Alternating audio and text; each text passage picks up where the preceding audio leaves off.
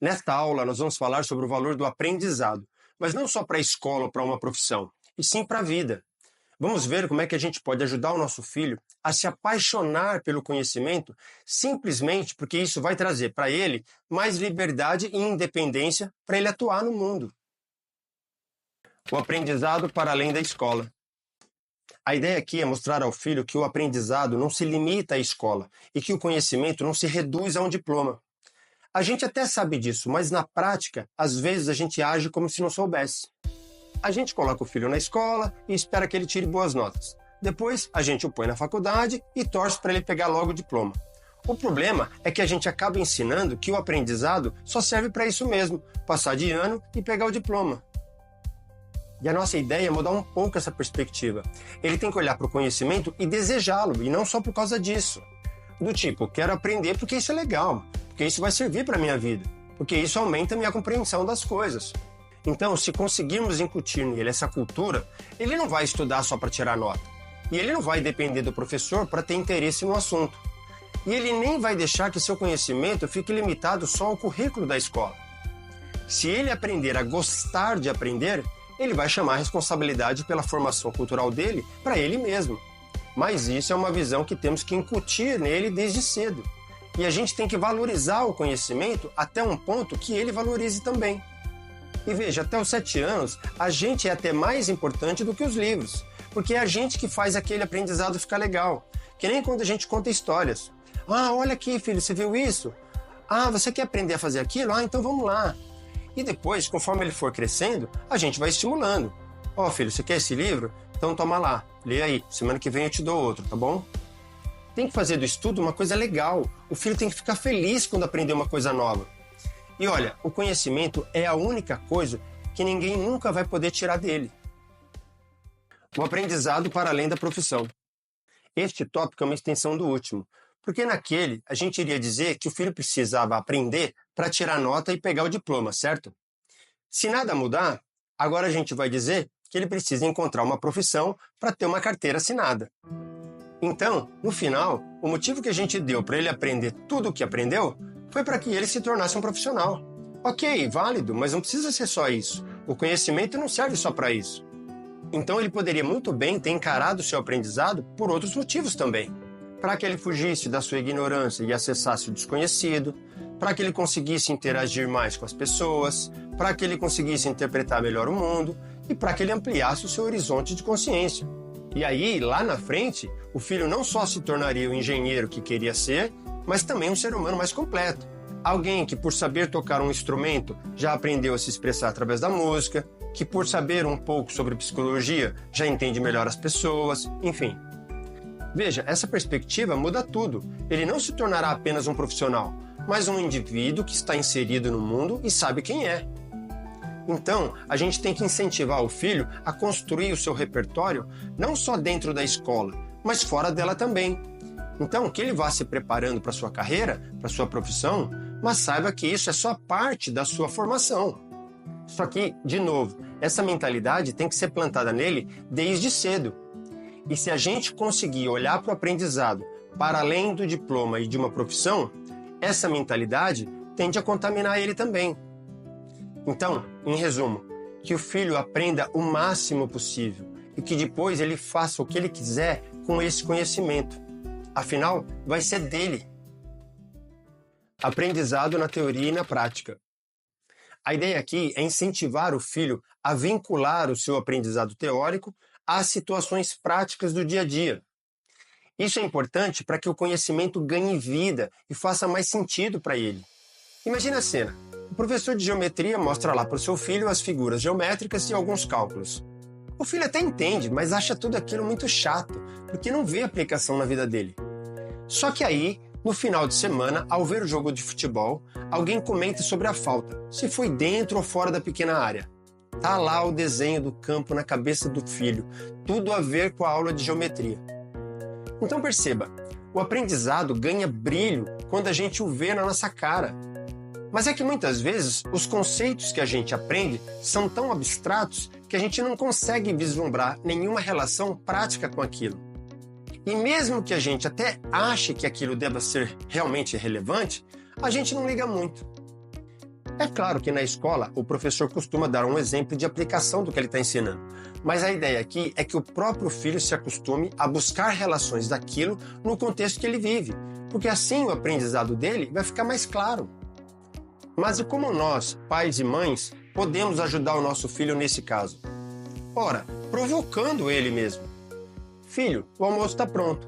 Você já aprendeu o que é carboidrato e o que é proteína? Então diz aí, tem arroz e frango. Qual que é qual? Qual nasceu do chão e qual veio do animal? Veja, aqui vale mais a criação de uma postura curiosa do que uma coleção de exemplos práticos, que seriam infinitos.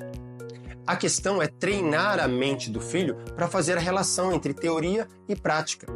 O ganho de entendimento dele pode ser um absurdo. Aprendizado e mapa da ignorância. Bom, a premissa aqui é de que o filho aprenda o maior número de habilidades possíveis. Mas antes disso, é preciso mapear a ignorância do filho.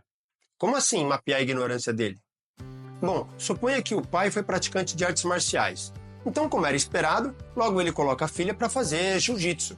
Ela está indo bem, ela já sabe dar mata-leão nos meninos e até trocou de faixa. Agora, em relação ao mundo da música, ela é só uma ouvinte qualquer. Ela nunca participou de um coral, ela nunca foi ver um musical, não tem nenhum instrumento em casa e não tem a mínima ideia do que seja uma partitura. Por causa do jiu-jitsu, a filha já sabe um pouco sobre autodefesa, competição, sobre o mundo das artes marciais e dos esportes em geral. Já na música, ela é praticamente uma ignorante. Ela não desenvolveu ainda nenhuma sensibilidade artística, nem para a música em si, nem para a dança, nem para a interpretação. E assim é com todo tipo de aprendizado e aquisição de habilidade. Ela anda de bicicleta? Ah, com rodinha anda. E de patins, skate, bodyboard? Ah, não, aí não. Então, nessas atividades lúdicas que exigem mais equilíbrio, ela é basicamente uma ignorante. Perceba, na verdade, nós é que somos os responsáveis por promover esse aprendizado ao filho, porque nós é que vamos comprar os livros, levá-lo ao parquinho e matriculá-lo na academia. Mas mapear a ignorância do filho não é fazer uma lista de cobrança aos pais ou uma lista de obrigações ao filho. É apenas ter a consciência do estágio que o filho está em cada atividade que a gente gostaria que ele aprendesse. Isso é mapear a ignorância do filho. E esse é o primeiro passo para saber o que fazer depois. Aprendizado e potencial individual. Bem, não dá para afirmar que o nosso filho vai ter um potencial acima da média em alguma área, embora a gente goste de acreditar nisso. Mas, se ele tiver, a gente precisa saber reconhecer isso logo para ajudá-lo a desenvolver esse potencial. Então imagine a cena. O filho demonstra uma habilidade acima da média na escola, mas ninguém percebe ou ninguém dá o valor que a gente espera. Nem mesmo o filho dá muita importância para aquilo.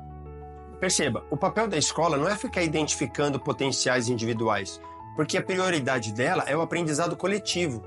Então, a gente não pode ficar esperando que a escola nos conte que o nosso filho tem algum potencial. Para dizer a verdade, um aluno que se destaca muito, às vezes, ele até atrapalha na escola, porque ele começa a exigir mais do professor e até mesmo da aula, e o resto da sala está em outro ritmo. Há casos em que os professores até contam para os pais, mas mais no sentido de tranquilizar os pais do que de incentivá-los. Olha, não precisa se preocupar não, porque o seu filho é um dos melhores da turma, blá blá blá.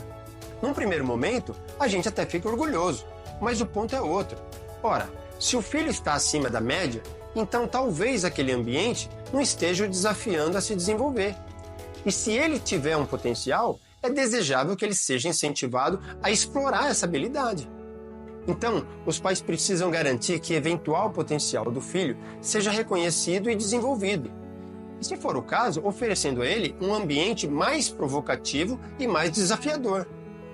Porque, do contrário, aquele talento vai ficar ali servindo só para ele garantir uma boa nota. E não é mais com isso que a gente está preocupado.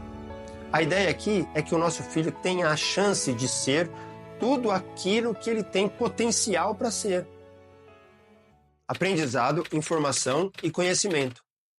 Bom, todo mundo sabe que se o filho precisar de uma informação, basta ele ir lá no Google e digitar. Ah, quantos anos tem fulano? Tá lá, ele vai encontrar. Acontece que nem toda informação tem utilidade. E, além do mais, ter informação não garante um aprendizado nem a aquisição de um conhecimento. Então, imagina que um cantor amador, lá do outro lado do mundo, lança seu primeiro álbum. Ora, a não ser que o filho tenha um interesse específico naquilo, aquela informação não tem muita relevância. Agora, se a informação é sobre uma nova lei no seu país, aí a situação muda de figura. Então perceba, a primeira coisa que o filho tem que aprender é a filtrar a informação. Porque se a informação não tiver importância, for algo banal, ele nem precisa reter na memória. Agora, se a informação for importante, aí o filho tem que conectá-la a outras informações para tirar disso um novo conhecimento. E para isso ele vai precisar saber interpretá-la e ainda refletir sobre ela. E esse é o ponto. Sem interpretação e sem reflexão, não há conhecimento, só informação. E diferenciar essas duas coisas é fundamental para a formação do filho. Veja, há uma enorme diferença entre uma palestra do TED e um vídeo de dancinha no TikTok. No primeiro, há uma pesquisa, um pensamento organizado, refletido. Aquilo lhe ensina algo. Já no segundo, via de regra, é só uma distração, é só um passatempo. E essa comparação serve para ilustrar o seguinte: o aprendizado tem um custo intelectual que é transformar informação em conhecimento. E isso tem que ser incentivado para o filho. Afinal de contas, a gente não quer que o nosso filho seja apenas bem informado. A gente quer que ele seja bem formado. Ou seja, que ele saiba o que fazer com as informações que ele obtém.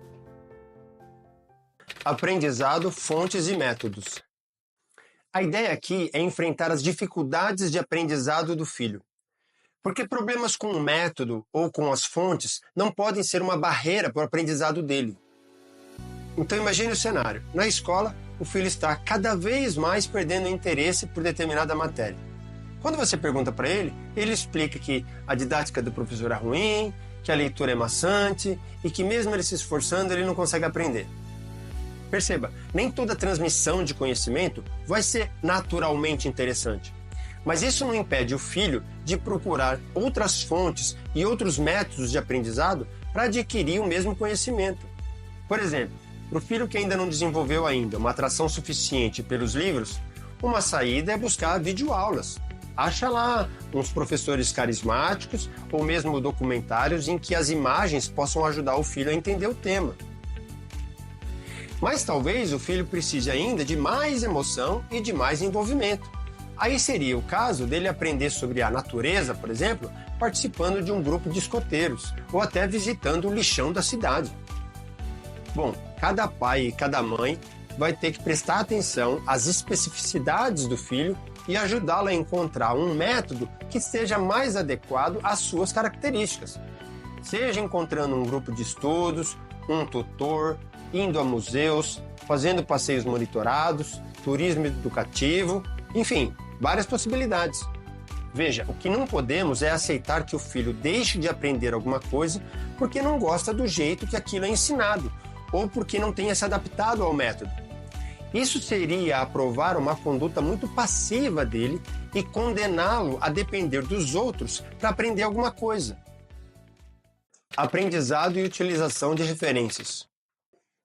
Aqui, o ponto é destacar a importância do filho se apoiar em algumas referências para acessar determinados conhecimentos. Porque às vezes é preciso que alguém nos traduza o assunto primeiro, ou ao menos nos indique um caminho para começar a acessá-lo. Imagine o seguinte cenário: um filme asiático tem ganho muitos prêmios e elogios da crítica, tanto pelo roteiro, quanto pela atuação e pela fotografia. O filho vai lá, assiste, mas não consegue enxergar quase nada do que disseram, e fica tudo por isso mesmo. Suponha agora que ele tenha lido uma resenha do filme feita por um crítico de cinema, ou simplesmente por um apreciador de filmes lá do Instagram. Agora ele entende por que o filme é bom mesmo. Agora ele entende até a piada feita naquela cena e até consegue rir dela também. Tudo porque alguém conseguiu, em poucas palavras, desvendar o mistério. Perceba, para acessar determinados assuntos, às vezes a gente precisa do apoio de alguém que tenha mais conhecimento do que a gente. Às vezes, só algumas informações básicas já ajudam a esclarecer muita coisa. Agora, estenda isso para todos os outros assuntos da vida do seu filho e imagine que ele tenha um arsenal de referências para cada um. Uma espécie de facilitador, de alguém que funcione como seu manual de instruções naquele assunto. Pode ser para cinema, para ópera, para rugby ou o que for. Veja, nós não conseguimos oferecer um tutor para o nosso filho para cada assunto que ele venha se interessar. Mas a gente pode incentivá-lo a buscar referências que o ajudem a decifrar aquilo que para ele parece inacessível. Se o filho encontrar alguém que faça a ponte entre ele e aquele conhecimento, ele deixa de ser ignorante naquele assunto rapidinho. Aprendizado e visão geral do conhecimento. O objetivo aqui é lembrar o filho que ele precisa conectar todo o conhecimento que ele adquire e que ele acumula. Isto porque a gente tem uma tendência em pegar esse conhecimento e colocar ele separadinho em gavetinhas do nosso cérebro. Todo mundo já teve um caderno com divisão entre as matérias para organizar as disciplinas na escola, certo? E até na universidade você vê essa fragmentação. Então você olha lá, tem o prédio da psicologia, tem o prédio da medicina, um para cada área do conhecimento. Mas perceba, o problema não é a fragmentação em si, até porque ela é necessária para que a gente possa se especializar e se aprofundar em algum assunto. A grande questão é que a gente não pode se esquecer depois de reunir todo esse conhecimento que foi fragmentado. Pegue o exemplo de uma junta médica. Ali tem vários aprendizados, mas todos são considerados antes de dar um diagnóstico ou um tratamento. E é isso que o filho tem que fazer com o seu aprendizado, juntar tudo o que ele aprendeu, como se ele mesmo fosse uma junta médica. Então veja agora um exemplo do dia a dia, que as coisas são fragmentadas e que depois você tem que juntar tudo de novo. Você já ensinou ao seu filho que o arroz é que lhe dá energia e que o bife é o que constrói seus músculos. Agora você tem que provocá-lo a pensar no seu prato de comida como um todo, para que ele saiba o que é uma boa refeição. E depois fazer novas relações, depois relacionar isso com as atividades que ele faz durante um mês. Aí ele vai ver a questão calórica e assim por diante. Veja, algumas coisas na educação dos filhos é uma questão de mentalidade, é uma questão de postura. Então você vai ensinando algumas coisas para o seu filho aqui e ali, como por exemplo, não põe o dedo na tomada e não liga o aparelho 110 no 220. Mas chega uma hora que ele tem que saber vincular tudo isso e aprender por onde é que passa toda a energia da casa. Até para saber desligar o disjuntor se alguma coisa acontecer. E é aí que está a nossa colaboração. A gente pode ajudar o filho a vincular tudo aquilo que ele já aprendeu, para que ele tenha uma visão do todo e não uma visão fragmentada do conhecimento.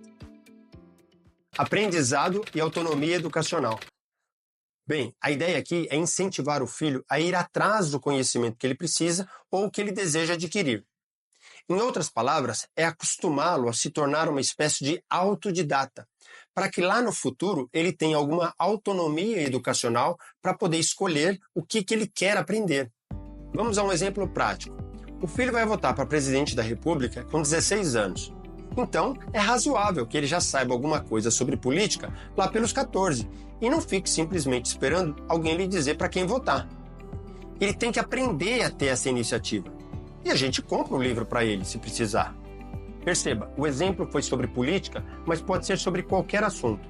Se você projetar isso lá na frente, é como se você visse o filho montando a sua própria biblioteca, com todos os livros que ele gostaria de ler.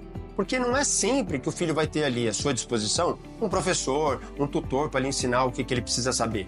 E mesmo se tivesse, é desejável que ele tenha alguma iniciativa quanto ao seu próprio aprendizado. E não só o aprendizado teórico, mas o prático também. Então, se o filho gosta de instrumento, por exemplo, e não tem ninguém que o ensine a tocar ele pode ir lá no YouTube e tentar aprender por lá. Mas é claro, no que puder, a gente ajuda.